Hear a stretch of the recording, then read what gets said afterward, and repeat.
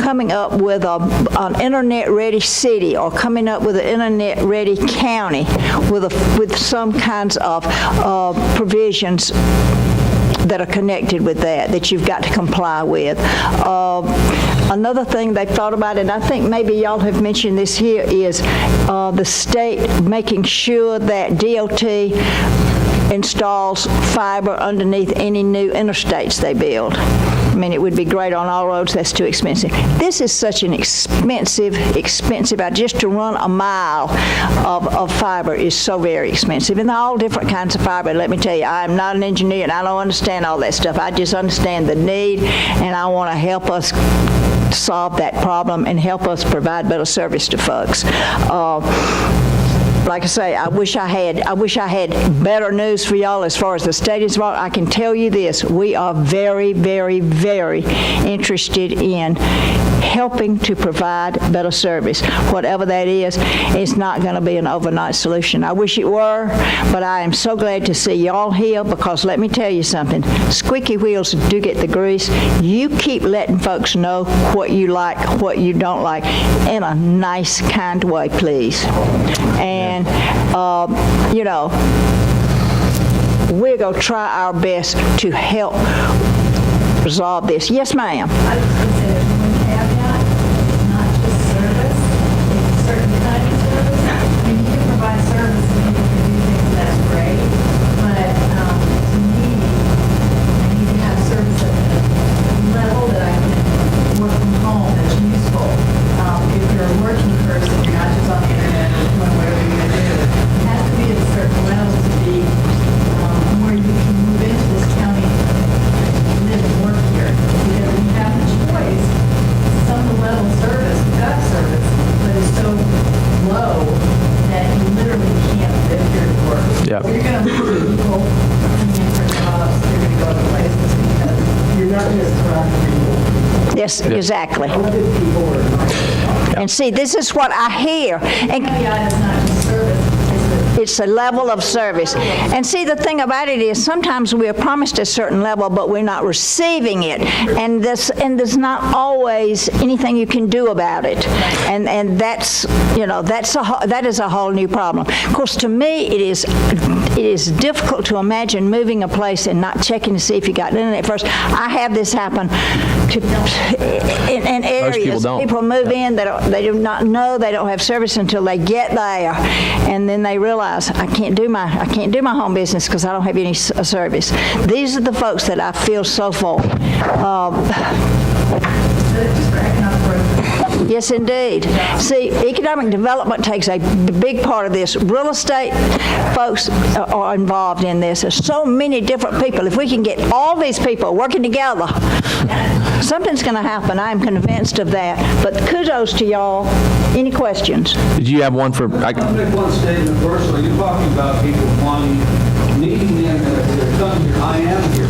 I live a mile down the dirt road across from Flint Shear. I'm a photographer. I need to download and upload gigabytes.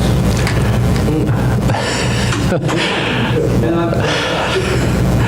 from satellite dish. And I have stayed in Macon. I have an office in Macon. I have one rig. I've got 4,500 square foot building. Why am I there? So I can have one little room with an internet connection. Exactly. That's why And see, I hate that. Anything else for Ms. Holmes specifically? And we're going to have to let her be dismissed. She's got to run back to Atlanta and get back to work. While you're also talking about the services available to be provided, what we're seeing on TV advertised, the prices that they're showing for the amount of services you're able to get in larger areas, we're paying triple, quadruple that. It's not right that we decide to come out of the city to break y'all off and not have us adding to the traffic problem, adding to the water problem, adding to the sewer problem.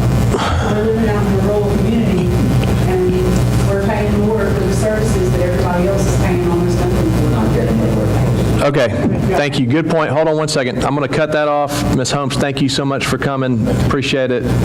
Hopefully you'll be back. Thank you. Thank you for your work. Yes, ma'am. good, all valid points. What I want to do, I'm going to ask Mr. Bo Gregory, who represents the Monroe County Development Authority, to come up and say a few words, and then we've got some representatives from the school board that are here, representing Monroe County Schools. Ronnie, you guys, are y'all prepared to speak a little bit? Valerie? Okay, all right, just a couple words. Yeah, briefly, I'm the president of Development Authority here in Monroe County. I've been here a year now, and these pains that y'all are discussing, a new friend I met this morning said the first thing I didn't have furniture, I didn't have plates or anything, but when my family moved here, the first thing I had was internet installed, and I was lucky to have the capacity to do it. Literally, that was all we had. We had power, water, heat, and internet, and I knew my kids would go bazonkers if we didn't have that capacity, but also allowed us. So it's not a pain that's not unfamiliar. We've lived in 3 different states as far as rural Arkansas, and have had capacity that we could do the things that you need to do, and understand, and I agree. She mentioned it's as important as water. Mr. Tapley has heard me say before, it's like saying I don't need a sewer. I'm happy with an outhouse. It is that important, and Greg is also, George and I have also agreed that you wouldn't buy a house without that. It's the same as if you didn't have lights or running water. At the Development Authority, it is, when I get projects, that is right up there with how far is the fire department, how close are you to the interstate, how far is the airport and to the ports. It is crucial, and we are doing everything that we can to support it. As a Development Authority, we've allowed an easement for an expansion for Forsyth Cable Net while it was in the city. If we can do it, we will, and that's why I want to be part of this committee as well. I can tell you from the state's perspective, as the representative was saying, at Georgia Economic Development Association meeting in the spring, there was an entire panel discussion, and it related to rural broadband. It is not lost on us as economic developers and the rural communities here in Georgia. We work with the Regional Commission, and it's the same as if we were expanding the power and development in the park. And it's not just for industry. I have 2 children who are 9 and 11, and if they don't have internet like that, it is hobbling the education of the future generations, just as it would hobble if they did not have power, water, and sewer. And I think us addressing it from that angle, we may have a little more traction, perhaps. And I'm hoping with some of the bills that are being discussed, the Senate bill that would take a penny or so, I think, off of taxes we're already paying. It's just allocating it in a different way, that we might be able to see some traction. And it doesn't hurt that Georgia is in the running in some way, shape, or form for the Amazon announcement that it brings to light what we have and don't have. So sometimes you can lose and still win, but it's being a conversation with this many people in a room talking about this is impressive, and I think it shows great leadership from the county. And I know when we come and ask y'all for something, y'all respond, so we're going to do the same for you guys and for the community. Thanks, Bo. Appreciate it, man. Thank you. Any questions for Bo? I see, and I'm sorry, you're good, man. Thank you. Okay, thanks. Janice Hall from the city of Forsyth is here. We appreciate you being here and representing the city. Do you have anything you'd like to add or to say today? Okay, well, we appreciate you being part of the conversation. Again, as our county and city really work hard to try to work together, and this is an issue that we all deal with throughout the county. So we've got some reps from the Monroe County Schools. Would you guys like to share a few things? And one thing that that is really concerning to me, one of the real reasons why I'm so passionate about internet and expanding internet, is because I have seen firsthand how, and we've actually posted a video to our Facebook page that kind of demonstrates this, but the role of technology and data transmission and internet and all of that stuff with the school system and the way that kids interact and even turn in homework. I mean, I've had my daughter turn in assignments at like 11:59 p.m. with a midnight, deadline, and if she didn't have internet, she would not have been able to work on that, because all the, anyway, so most of the platforms for submission and for their projects and the way they collaborate with their teachers is all online. So maybe y'all can speak a little bit to that. And Okay. First off, it's incredibly important to have an infrastructure for our schools to be able to communicate. We use the internet actually for our phone system. We use it, of course, for email and other things like that. But we're to the point where we have an instructional technology coach in Ronnie Shipman who's in our classrooms every day teaching our teachers how to make life work in the classroom, much like they'll experience at the college level. So they are using Google Classroom. They are doing their submissions online. They are creating videos. And we have a technology plan that we've been using for the last 9 years. And we've come to a standstill in one factor of it, and that is we would like to be able to provide, much like Clark County Schools in Athens has done, they have provided a Chromebook for every one of their students. There are 16,000 students in Athens. However, we would like to do the same thing for our students from grade 3 and up. And it's actually cheaper for us to provide a Chromebook than it is to provide 6 or 7 textbooks that go in a backpack. So these are different times for us. We're exploring all kinds of opportunities. For instance, we're even exploring how to put mobile Wi-Fi on our buses so that we can make certain that our kids on the way to school and from school, as well as going to athletic events. That's huge for us. We have athletes who are on a bus for a long time, then they get off the bus and they are expected to be able to do their homework and get it done in time. So that's our next avenue, is a pilot for us to do Wi-Fi on our buses. We have 2 internet lines coming into our school system. AT&T provides one, and then the other is through Forsyth Cable. So we make certain that our 2 lines are up and running 24/7, because that's also the way we do standardized testing in the spring. We are down to 1 grade level for standardized testing that will do it through paper. And after this year, all of our students for their end of course and end of grade tests must have quality internet service in order to be able to take their test online. So these are different times, and we want to support what happens in our community, because it means that we can help our students be able to do their homework. I have gone out to homes and stood there and tried to find internet service for some of our kids who, because they have had an issue, maybe they're hospital homebound, and we need to provide a computer at home, but they live on Luther Smith Road in Juliet or other places like that where they're not going to get any type of internet service. So we see it every day in the work that we do, and we're very fortunate to have our partners of AT&T. Forsyth Cable has been awesome since published by Public Service, and we also partner with Verizon as well. So that's our current status, but we want to move farther and hope that the infrastructure comes into place so that we can provide those tools for our students at home. thank you for very much. Anything else y'all would like to add, Ronnie? Any questions for the schools? Yes.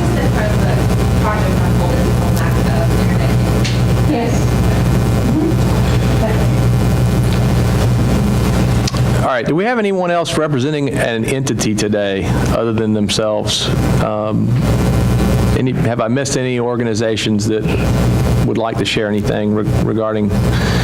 Okay. So we do have a presentation prepared by Mr. Terry Smith. I want to make sure everybody hangs around after that. And so you're thinking about 15 minutes or so? I can go through really quick. Okay, you want to go ahead and do that now? Yeah, I will. Okay. All right, thank you. That'd be great. I'm Terry Smith. I'm going to stay over here where I can operate this thing, okay? You want lights out, Terry? Yeah, that would be great. I'm here at the Commissioner's request. I was coming to a task force meeting to kind of talk to the commissioners about this, and I got all you guys here. So, I've got some information. I'm not really prepared to address specific questions about specific locations. That takes more information than I have with me. Of course. What I want to talk to you about is what my company, one of the providers that provides these services is doing, or has done. There are other providers that obviously provide the services, and they can communicate that to you as well. This thing somebody talked about the cost associated with deploying technology. This is just one example. In Georgia, AT&T has spent $5 billion in the last 4 years on wireless and wireline technology, trying trying to grow that capability. So it's not very inexpensive. It's very expensive to do. So it's very costly to do, not only in dollars of sales, but also in manpower and all things around that. Just an example of what's happened in the last, well, since 2013, actually, that's been about almost 5 years ago. The map on the left indicates the wireless capability through our network in Georgia, okay? Through our investment during that time frame, from the end of 2012 until, I think this was November of 2017, or somewhere along that time frame on the right. But that shows you, the right orange shows the 4G LTE coverage in the state. So that came through investment, dollars, part of that $5 billion that's been spent over those years. So we've increased the footprint, we've increased the capability throughout the state through that investment. One of the things that Bo mentioned, is Bo still in here? Yeah, okay. We have a program that we launched, I think, 3 years ago, something called AT&T Fiber Ready Certification. You have 3 industrial parks in the county that are AT&T Fiber Ready. In other words, any industry, any business that wants to locate in that park, they can be sure they have access to high bandwidth fiber capability in those industrial parks, okay? We're doing that around the state. Those are some of the locations around the state we're doing that. We would love to look at every industrial park, every business park location to see if we can provide that in your community. And I try to communicate that to individuals in those leadership roles to kind of facilitate that further. This is more specific to residential service and small business service. We're deploying something called fixed wireless internet service. We are participating through the FCC, federal government, something called the Connect America funding, where we are offering high-speed internet access to more than 67,000 homes or businesses in Georgia in the next 6 years. It started last year. That's our commitment through this service called Fixed Wireless Internet Service. We have a commitment to do that. We achieved about 40% of that goal by the end of last year. You have seen a couple of announcements in Monroe County where we turned on cell towers that provided that service. We have more of those to be built in Monroe County. I can't tell you exactly where they are. That's proprietary information, but we're continuing that effort throughout the state. We will support, through that technology supports minimum speeds of 10 meg down, 1 meg up, and use fixed wireless last mile connections.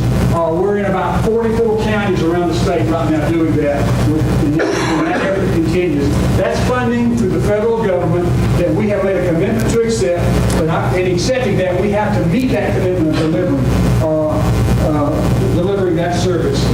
And this is targeting rural areas, subscribers in rural areas. That's small businesses and residential customers. Okay? This is kind of a real gee-whiz sheet. This shows you how that service works. Basically, got a cell tower, that fixed wireless internet service, which is, in addition to our normal 4G LTE wireless service, is deployed at a cell tower. There's an outdoor antenna mounted on the side of the house, external to the house, and that provides that capability into the home. And providing that service. I got a picture of a little antenna here. I'll show you. There it is. That would be mounted on the side of the home, providing that fixed wireless internet service to the houses in rural areas.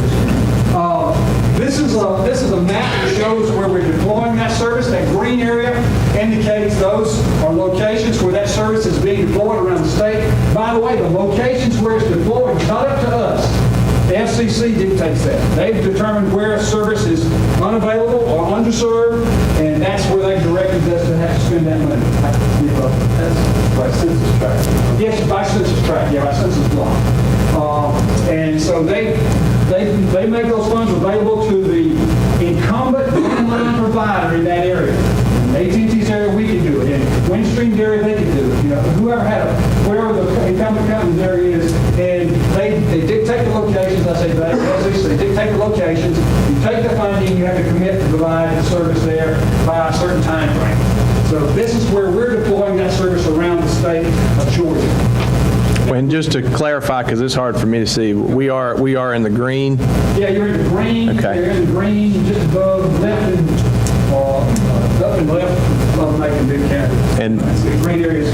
Monroe County is in the area. There's some locations in the rural parts of the state are not in there. And by the way, the white area is not our footprint. So this is, in our case, this is specific to AT&T. We can provide this service in our landline footprint. So, that's an ongoing effort. This is just a list of the counties and another map that shows you where those are. That's the list of the counties where we're deploying that service. And we'll continue to grow that service. This is pretty interesting information right here. It's something that kind of precludes what I'm going to talk to you about next. This gives you a visual glimpse of what's happened with data usage on our network. You can see this since 2007, 10 years ago. The traffic has increased 250,000%. Wow. It's unbelievable. You just Please, what the vertical access? yes, data traffic is the vertical. Yeah, it's 250,000%. I'm trying to figure out, give me megs, give me gigs, give me... Oh, that's just the growth line. I understand, I'm trying to figure out, I've got the bottom line, that's my timeline. Yes, right. Give me a number line going up, so I understand. Besides 250,000%, that doesn't tell me. Well, that's all I've got. No, I'm just trying to gauge, can you tell me, is that gigs, used? That's right. It's megabytes. It's data traffic. The amount of data going across the network. It's gigabits, terabits, I'm pentabits. trying to get. Okay. To help facilitate that growth and usage, we got this next iteration of technology is something called small cells. I don't know if this will play, but I'm going to try it.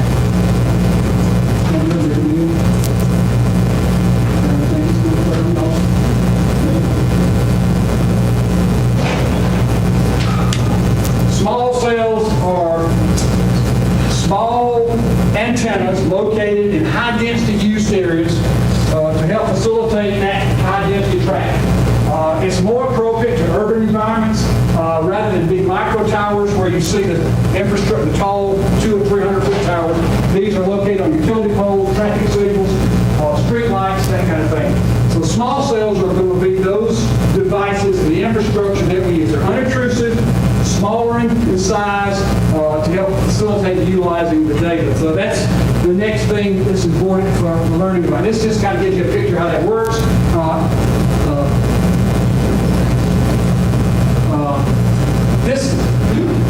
A macro cell gives you the 4G LTE signal, which we got, saw on the map, duplicated all around the state. You can see the range of that kind of service is half mile to 20 miles. Current small cell infrastructure is 500 to 1,200 feet, provides 4G LTE service.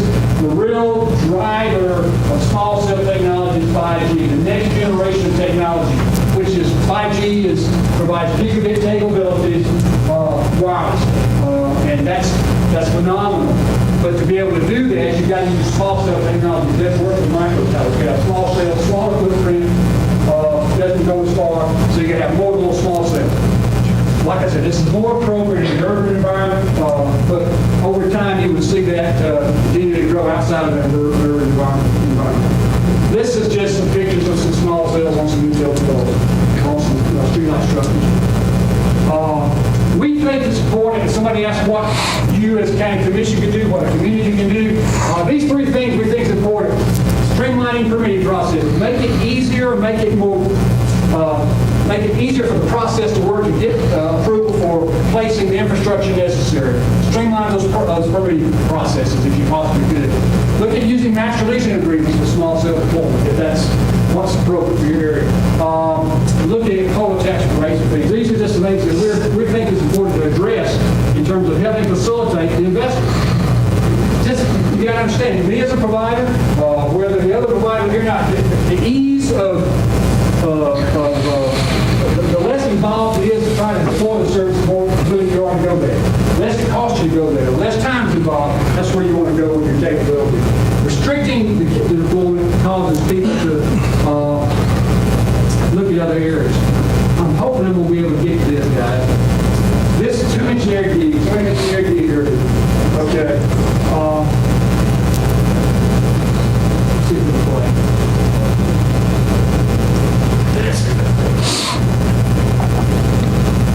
Are you tied on right there? That's our computer, isn't it? Okay.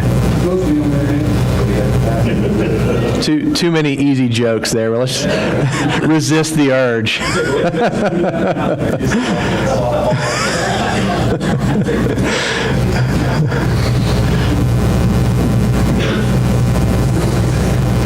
While you're pulling that up, I'm curious, do we currently have charges or fees associated with permitting for, like, is it just a one-off fee, or is there like a per mile or whatever, anything like that? For fiber installation, putting on the right-of-ways, there's a permit process. Super easy. It's a one-page permit, but there's no cost to the utility companies for that. For new cell towers, that's... I don't know where there's no sound associated. We've only got DSL lights, so you might have trouble. I bet. I'm going to let this play. Maybe give us the high points or something real quick, Terry. That's all right. Actually, you know what? If you can send that to me, and I'll put it on our Facebook page. Okay. Let me just tell you what it is. Our labs have several hundred patents associated with this technology. What we found out is you can provide gigabit speed broadband signals associated with power line infrastructure. It doesn't use a physical wire. It uses the energy field around the wire. It's not very expensive to deploy a small, really small, unobtrusive antenna on top of a utility pole or power line. We are, anywhere you would have aerial, above ground power line infrastructure, it would be something that you would look to deploy. We're trialing that in 2 locations. One here in Georgia, and I don't know where it's at. They won't tell me where it's being tried.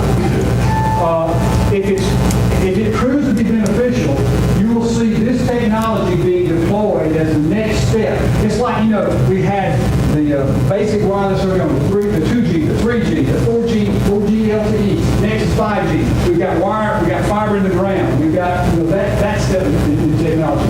This is the next thing we're going to be investing in. I can ask you a specific question. It's not specific. Okay. What the subdivisions that are all being built now all have underground power I can't answer the question. This is Daryl. All right, let's hold the question so we can get through, because we're about to get to that point. Yeah, this is aerial power line infrastructure. That's how it's delivered.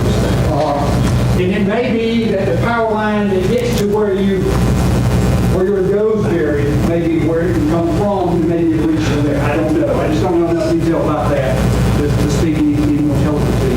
I have shared that video to our Monroe County Internet Expansion Committee Facebook page, which I will plug at least one more time before you leave here. The main reason for that, first of all, Terry, thank you so much. Appreciate that. Hey, please hang around, even though... Let me just finish up, George. Go right ahead, man. Go right ahead.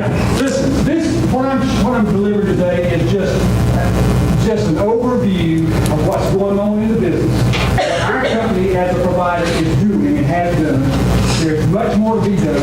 Air gig is just that's a game changer if it proves to be appropriate. If it works like we hope it does. We've trialed it on some of our campuses, we think it works.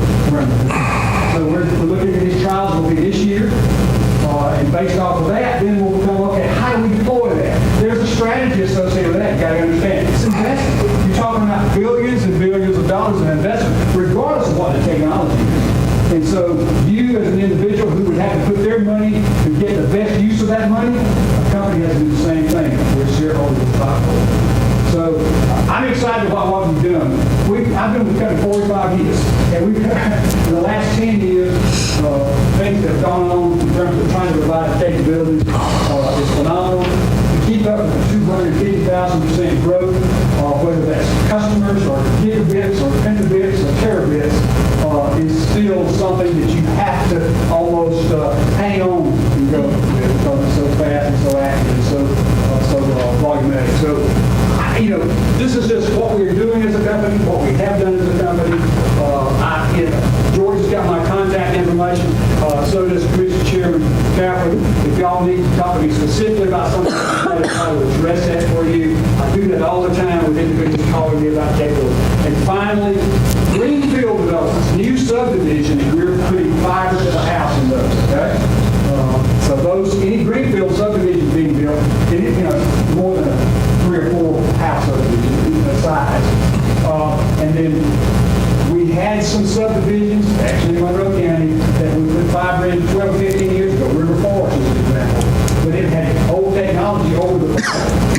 last year, we built that with the higher order technology and gigabit services over those connections now. So where we had fiber installed several years ago, we've overbuilt that with the new technology. And new greenfield development, we are placing fiber to that, to the house. So lots of stuff going on, lots of dollars being spent. And I'd be glad to answer Excellent. specific questions, later. Thank you, sir. Appreciate that. What's your, Would y'all get the lights? Somebody get the lights for me? I didn't catch it. Okay, thank you. Okay. Awesome. Thank you very much, sir. Appreciate that. So again, one of the reasons why I plugged the Facebook page, I don't know a better medium to do this, but I want to try to get that out to as many people as possible. The irony is it's going to be obviously more difficult for folks that are not on internet to do it, but most everybody has some sort of device they can come into town and use or whatever. So what I would like to do is have a survey at some point. I want to make sure we aggregate enough people in one spot, and I'm going to do a really robust survey because I really want to understand and part of this. The easiest way to do our chart and to have the regional commission help us would be to get names and addresses of people served from each of these service providers. Obviously, that's going to be challenging and not something that is necessarily proprietary that they would want to share. So we may have to try to create our own list, if you will, of where service is being provided. A couple things I want to again, please do me a favor from this point forward and direct any questions that you have to me, and then if I deem them appropriate, I will direct them to our ISPs or other people in the room. I want to be very careful and conscientious that and appreciative and respectful of them. There's so much they can do, so we got to be careful on that. But one of the things that has, in my study in all this, that has come to the light and that I think bears a lot of thought as we move forward with various solutions is exactly what is high-speed internet, okay? And again, somebody correct me if I'm wrong. My understanding as defined by the FCC is that in order to call something high-speed internet, it's got to be 25 megabits per second download speed. So I don't, so it's, and again, many of y'all and different folks have called into question, it's not just like if we were to tally who has internet currently, that's one question. If we were to tally who has high-speed internet as defined by the FCC, that's a totally different question. Again,